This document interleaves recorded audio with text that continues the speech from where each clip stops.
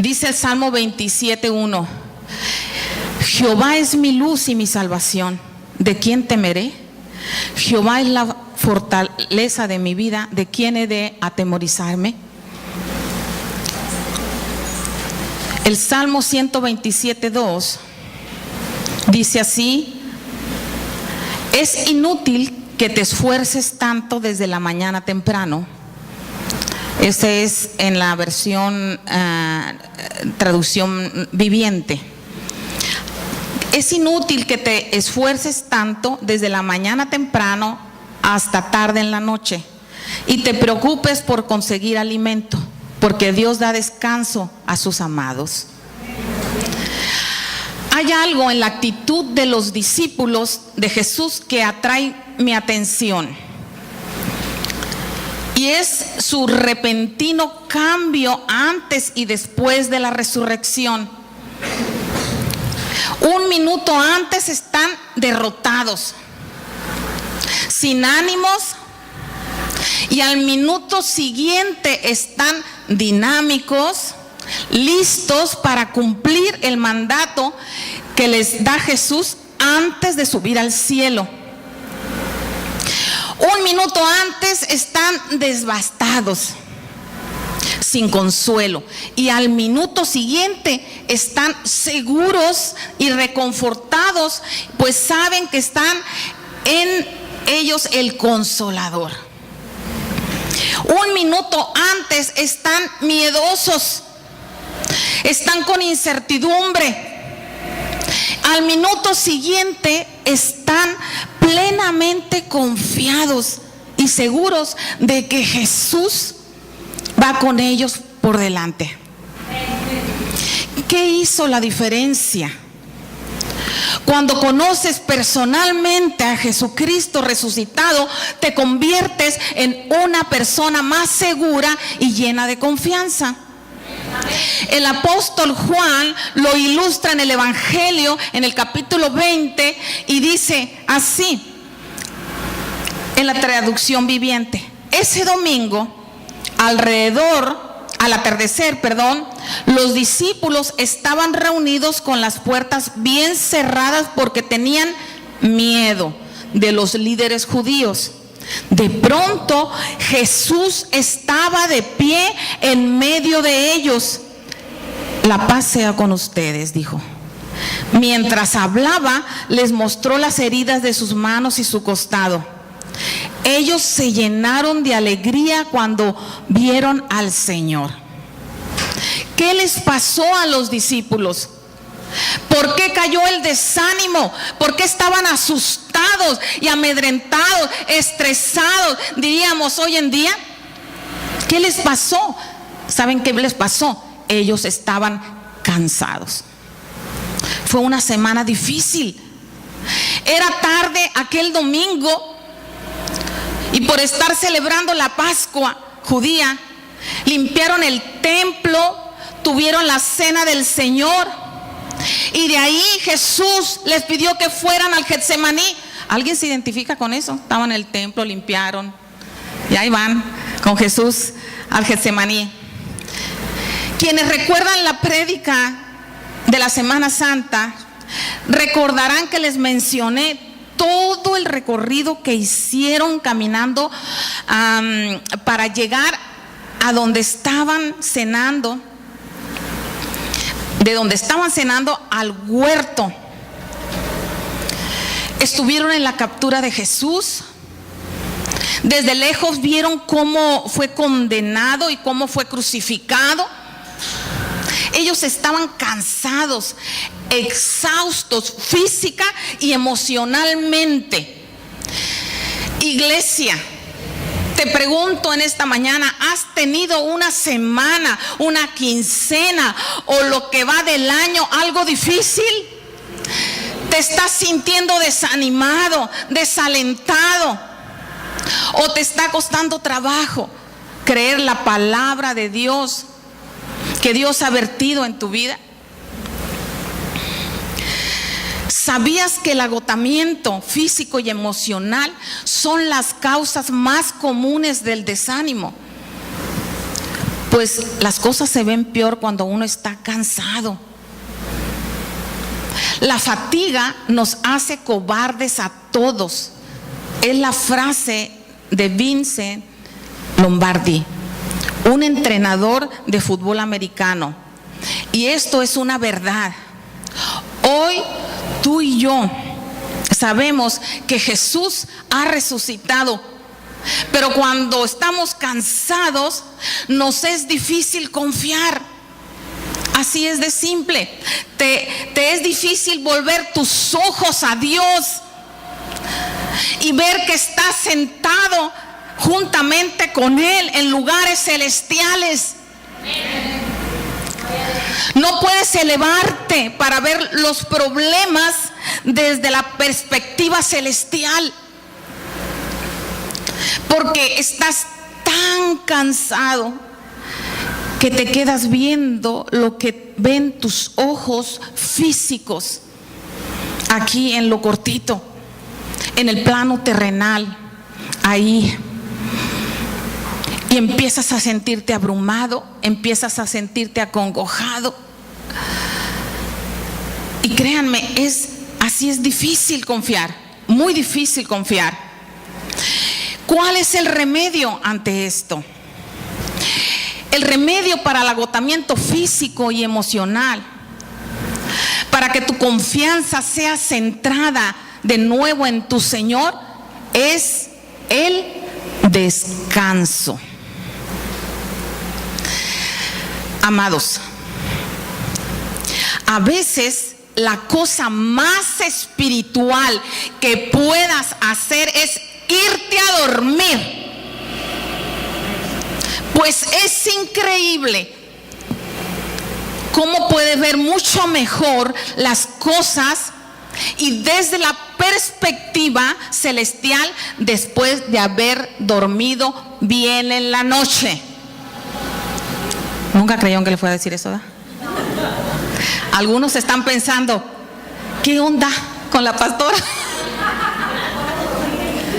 La prédica que va a dar ahora es la que me vaya a dormir a mi casa, para que me sienta mejor y recobre mi confianza en Dios. ¿Cómo la ven? Amados, déjenme decirles que nunca van a estar lo mejor que puedas si no estás descansado.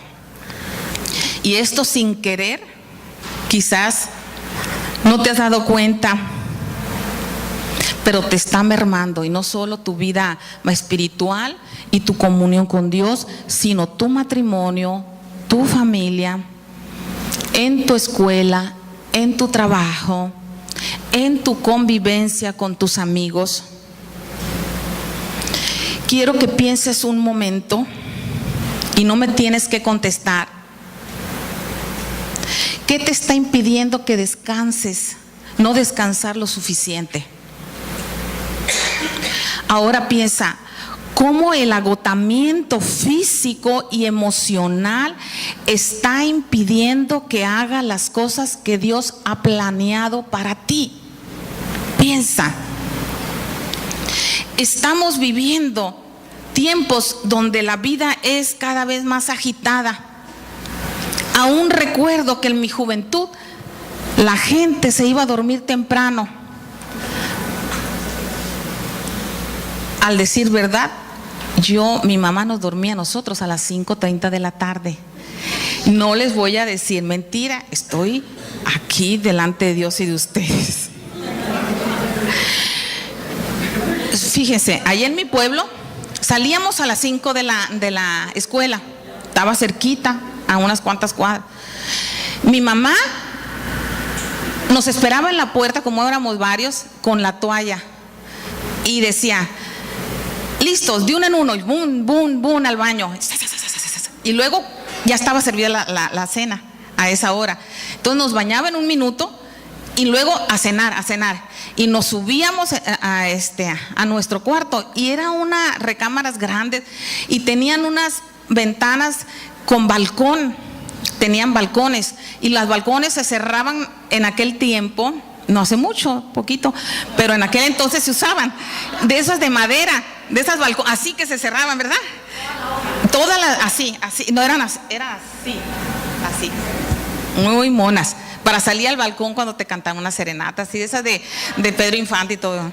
Entonces, pero resulta que cerraba esta y no podía vernos ni el dedo de lo oscuro que quedaba, porque era madera.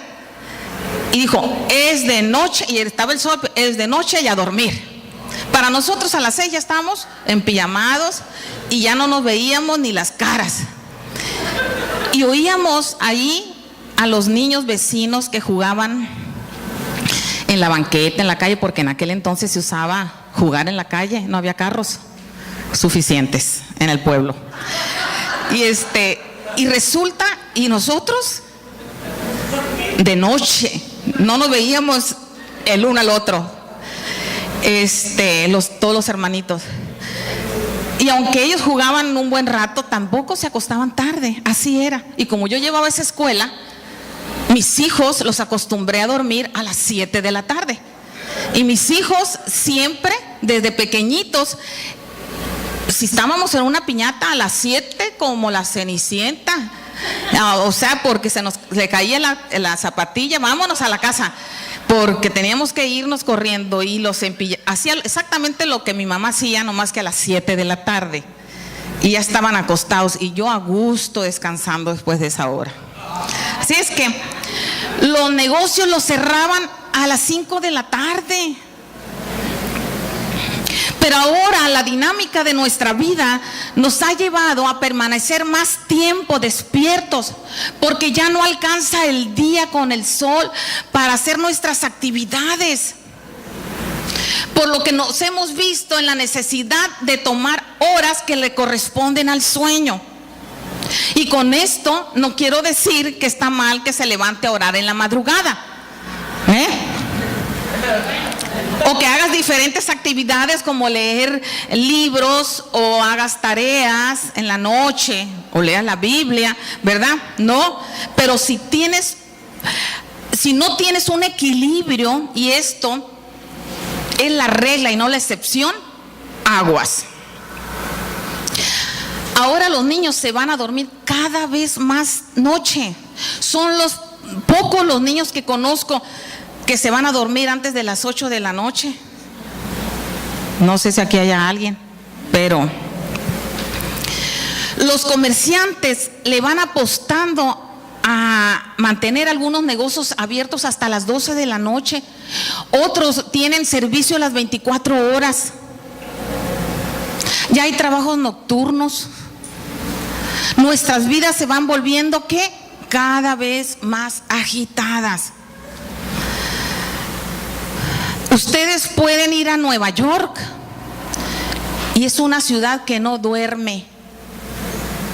Pero si no pueden ir a Nueva York, váyanse a México, al DF. Tampoco duerme. Parece de día. Y si no van al DF, aquí en Culiacán. Me dice mi esposo a veces, cuando yo tenía la célula, ahí el grupo de vida de la doctora, de punta a punta de la ciudad, yo llegaba a las 11:30 a mi casa. ¿No te da miedo estar en la noche? No, pues si parecen las 11 del día. Todo el camino hay carros, le digo. Así está la cosa. Por esta razón es importante saber descansar, porque esto se ha convertido en una necesidad, iglesia. Y esta mañana yo voy a mencionarte 4 aspectos del descanso que son importantes.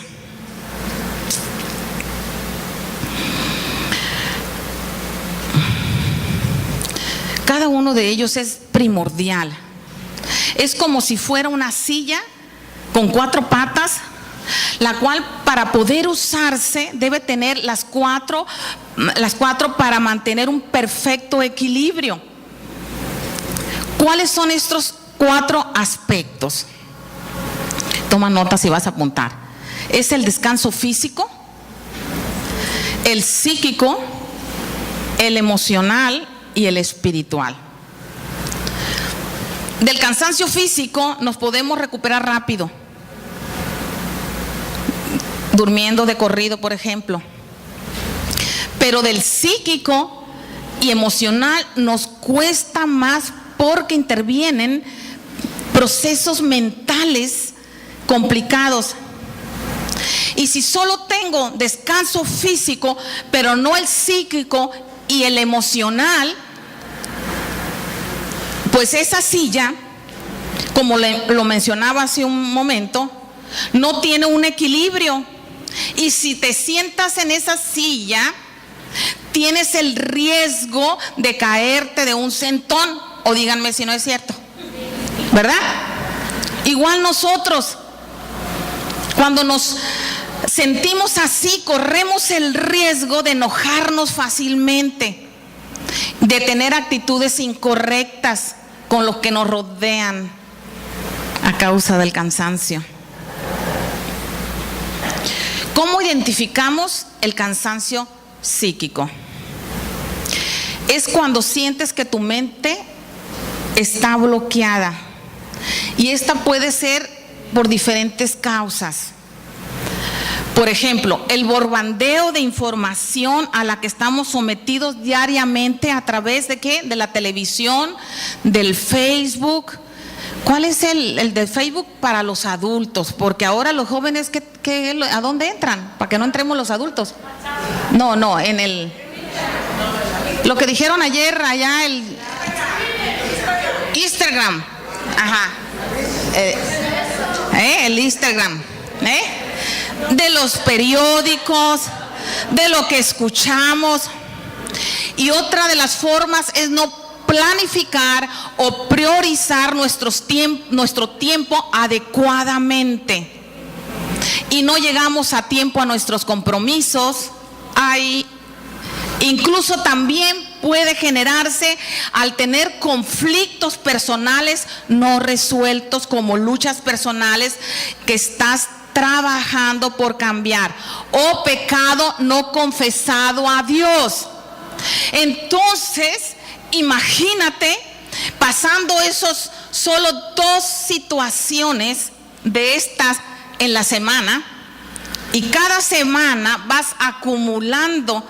Tú puedes dormir perfectamente, físicamente, pero tú, ¿qué es lo que está pasando? Te está dando vueltas y vueltas a las cosas, y tu mente llega al punto que no quieres saber de nada. Es cuando te sientes ¿qué? Bloqueado. Y puede llegar incluso a llevarnos a una situación donde estamos impedidos a que podamos descansar físicamente, porque sentimos una inquietud permanente que no podemos controlar.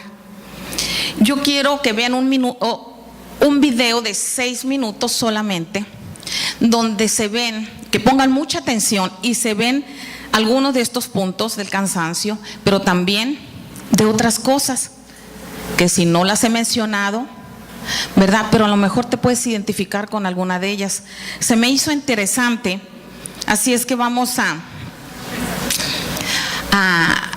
no tiene importante delante de Dios. ¿Está de acuerdo conmigo? Porque Él se goza en ti y se deleita en ti, y su palabra dice que somos sacerdotes de Él, una nación santa y posesión exclusiva de Dios. En el versículo 4, Pablo dice: regocijaos en el Señor siempre. Otra vez digo, regocijaos. Pablo exhorta a gozarnos en el Señor siempre. Pero antes de describir en lo que es el gozo, quiero aclarar lo que no es el gozo. El gozo no es el resultado de circunstancias agradables, como la alegría o la satisfacción, que son sentimientos y por lo tanto se sienten. Lo que sí es el gozo es una manifestación interior que Dios nos da por medio de su Espíritu Espíritu como resultado de la fe. El gozo, amados, se tiene, no se siente.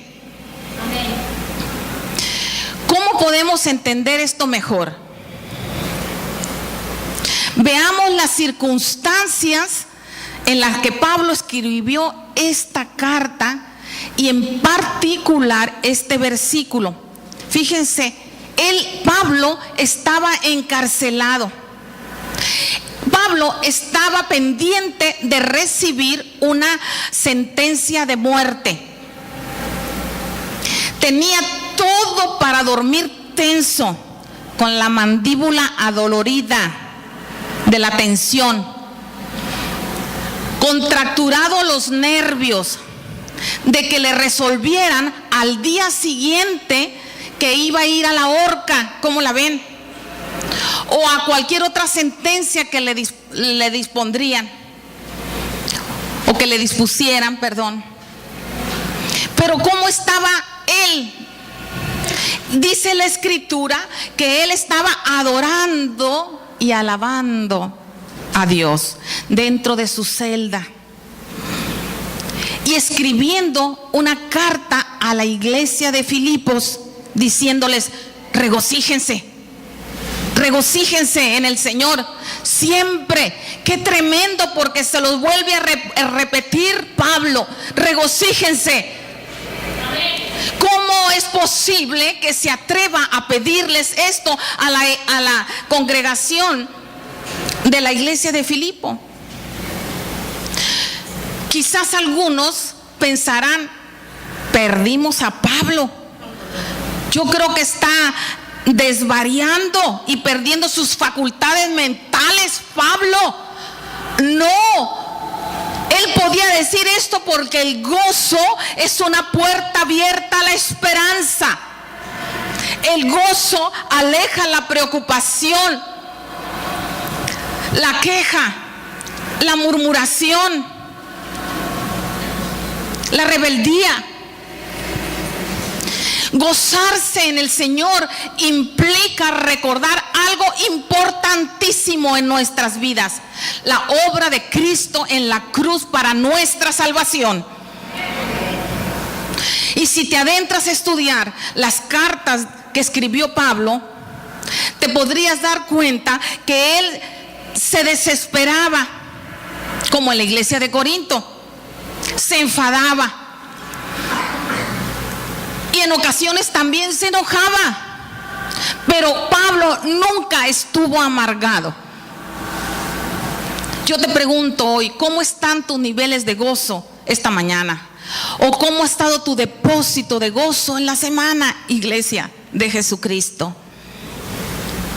Nuestras circunstancias, por adversas que sean, no deben de afectar a nuestro gozo en el Señor, en Cristo. El versículo 5 de Filipenses 4 continúa diciendo: vuestra gentileza sea conocida de todos los hombres. ¿De qué nos habla esto? De cultivar la empatía. Si el gozo es algo personal en nosotros como creyentes, ahora Pablo remarca la importancia de la gentileza o bondad en nuestras relaciones con los demás. ¿Qué significa empatía? Es reconocer en la otra persona o alguien como yo e identificarme con ella.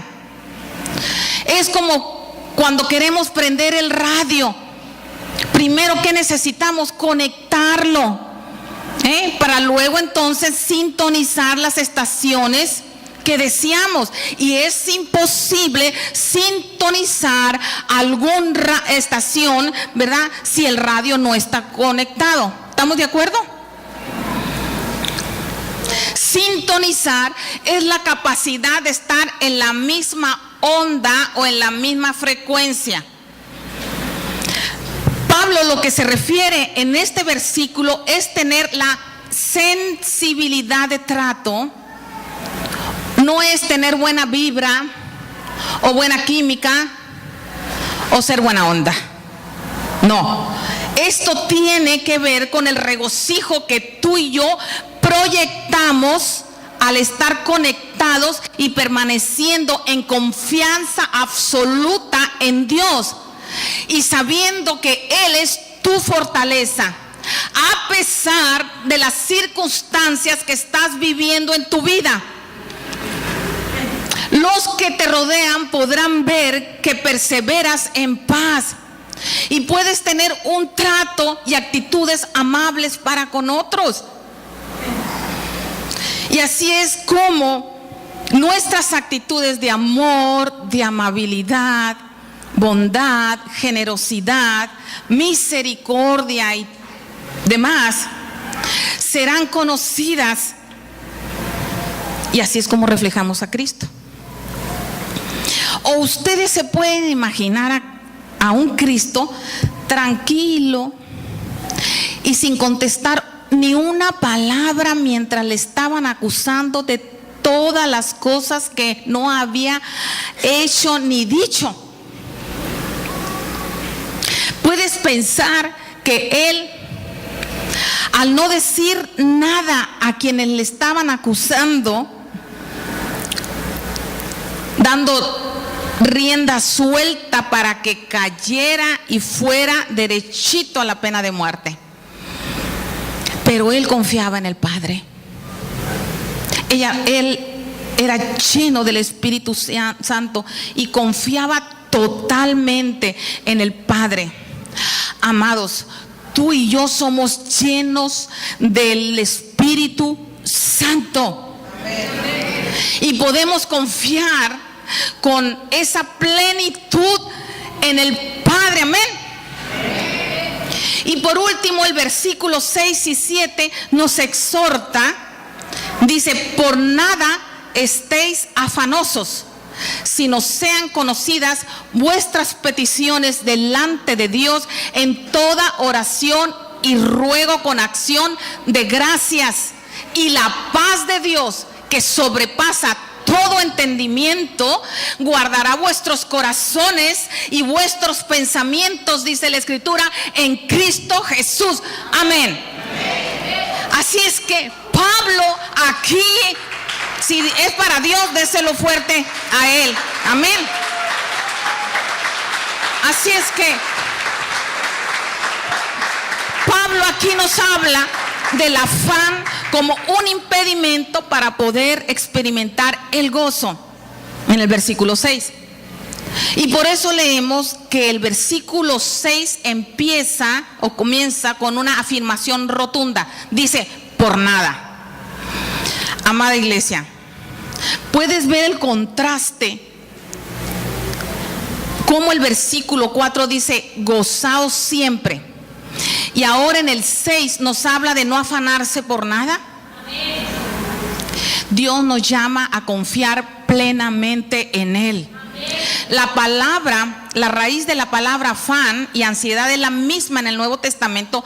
Actualmente, en nuestra experiencia de cada día, no es lo mismo el afán que la ansiedad. ¿Cuál es la diferencia? La diferencia está en las causas y en su patología, como también en la intensidad. El afán lo podemos definir como una agitación y alteración del ánimo o una preocupación desproporcionada, la cual puede llegarnos a afectarnos de forma física, psíquica, emocional y espiritualmente. Caemos en el afán cuando nuestra atención es atraída en diferentes direcciones, cuando nos preocupan muchas cosas a la vez. A alguien de aquí, no me diga, le preocupan muchas cosas a la vez. Es como un borbandeo de pensamientos que nos bloquean la mente y pasamos a experimentar una sensación grande de inquietud. ¿Cómo podemos identificar el afán en síntomas físicos? A través de contracturas musculares, molestias en el estómago, a causa de los corajes, de los enojos, o por nervios. la tensión se te dispara, estrés, migraña, taquicardias, por mencionar algunos. ¿Alguien dice amén o ay? ¿Lo has experimentado alguna vez? ¿Te identificas? ¿Cómo nos afecta el afán a nivel mental? No tenemos metas claras y consecuencia de ello nos volvemos muy indecisos. O si dejamos de tener, o si llegamos a tener metas, son poco realistas y suelen ser más bien idealistas. El resultado es que nos volvemos incapaces, iglesia, de avanzar. El afán nos impide pensar, decidir y actuar correctamente. El afán a nivel espiritual nos impide experimentar el gozo. ¿Por qué razón? Porque el afán apaga la paz interior, que es una manifestación del fruto del Espíritu Santo. Nuestra mente está envuelta en tantas cosas que no escucha su voz, o no prestamos atención a lo que Dios nos quiere decir. Iglesia, amada iglesia, ¿te has sentido así esta semana? ¿Te has sentido abrumado?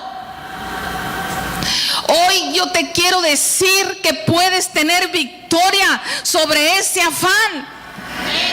¿Cómo? Presentando y dejando tus preocupaciones a Dios y descansando en Él. Y Pablo nos instruye a través de la oración y la gratitud. Apunte ahí, a través de la oración y la gratitud.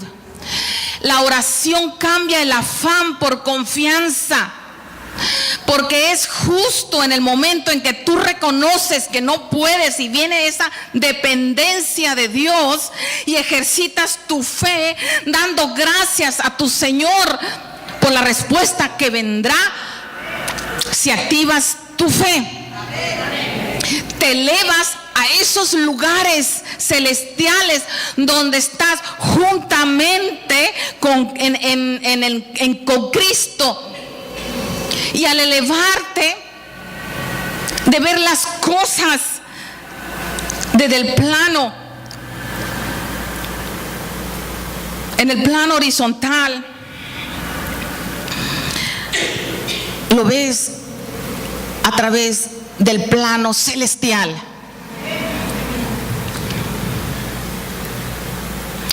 Imagínate, iglesia, cómo se verá el problema, el agobio o el afán que estás pasando por esta semana, o el que te trae entre ceja y ceja. ¿Cómo se verá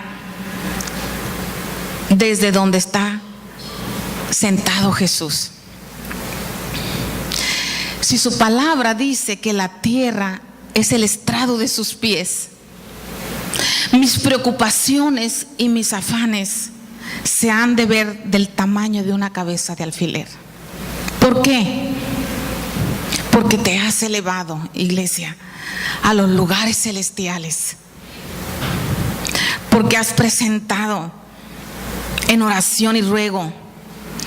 Y es así que puedes dar gracias por la victoria. Porque sabes que quien está contigo es grande y es poderoso, y no lo puedes dudar a pesar de que tus ojos físicos vean lo contrario. Tú puedes nombrar las cosas que no son como si fueran, y no decretando, sino creyendo y activando tu fe.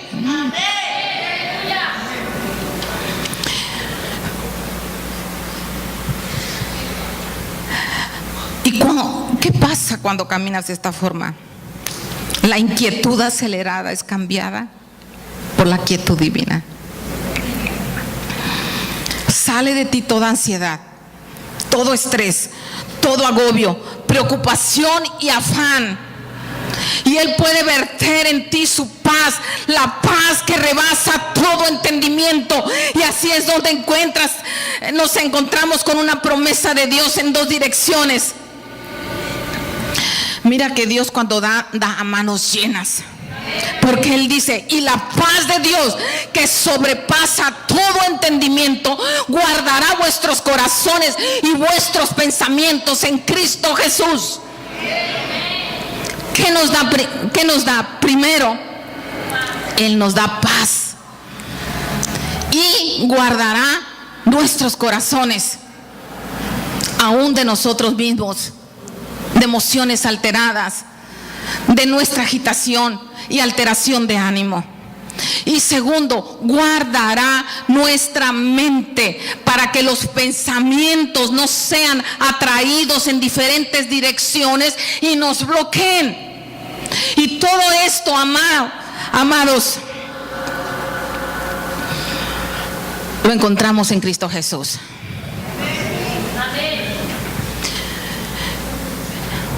Y finalmente, podremos ir a los mejores spa,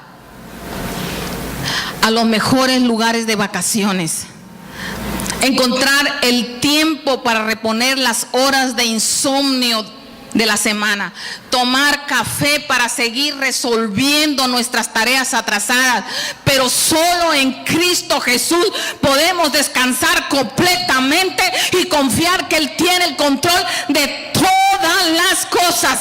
Amén.